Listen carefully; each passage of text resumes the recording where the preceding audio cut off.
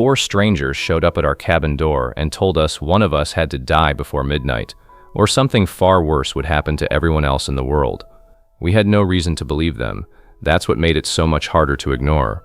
Subscribe now, because this story only gets more impossible the longer that night went on.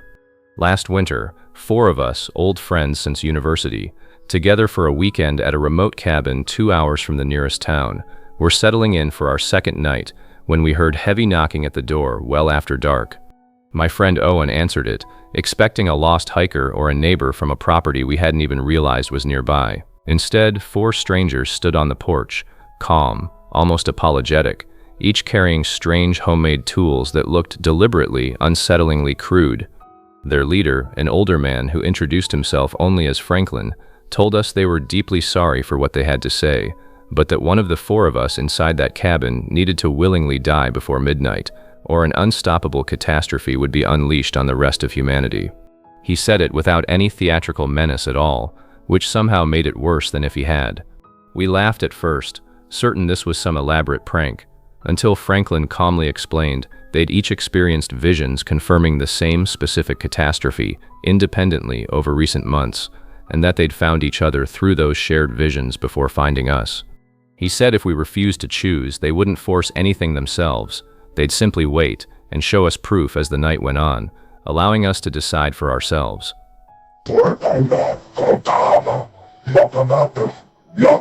We locked them out, barricaded the door, and called for help on a landline, the only connection this remote a cabin had. The line was dead.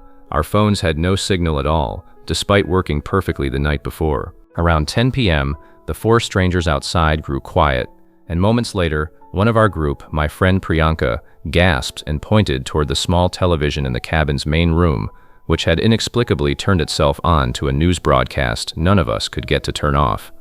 It showed live footage of a natural disaster unfolding somewhere overseas, devastating, undeniable, hours before any such event should have logically been broadcast this quickly or in this much detail. Franklin's voice came calmly through the door immediately after, explaining this was only the beginning, that each hour we continued refusing would bring something worse, visible to us through whatever means the visions chose to show us, until midnight arrived either way. The group turned on each other almost immediately after that broadcast. Owen was certain it was an elaborate, professionally staged hoax, some kind of extreme prank orchestrated by someone who knew us personally. Priyanka, shaken to her core, began seriously entertaining the impossible math Franklin had presented, one life against the certainty of global catastrophe, in a way that terrified me more than the strangers outside ever had. Our 4th friend Desmond said almost nothing at all, sitting motionless near the fireplace, staring at nothing, the weight of an impossible decision settling visibly over him with every passing hour. At 11 p.m., the television showed a second broadcast, different from the first, depicting a scale of devastation that made the previous hour's footage look almost restrained by comparison.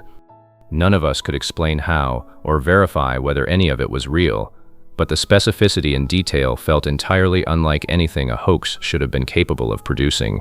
I confronted Franklin directly through the door, demanding real proof, real explanation, anything beyond footage that could theoretically be faked with enough time and resources. He told me, with what sounded like genuine sorrow, that proof wasn't something he could offer beyond what we'd already seen, and that the only remaining proof available to any of us would arrive exactly at midnight, whether or not we chose to believe him beforehand. By 11:45, our group had fully fractured. Priyanka was pleading with the rest of us to simply choose, insisting the mathematics of the situation left no reasonable alternative if any part of what we'd seen was genuine. Owen remained convinced until nearly the final minute that this was elaborate manipulation, refusing to entertain the alternative at all. Desmond finally spoke for the first time in over an hour, quietly volunteering himself, calm in a way that terrified all of us more than his earlier silence had. At exactly midnight, the knocking stopped entirely, the television shut off on its own.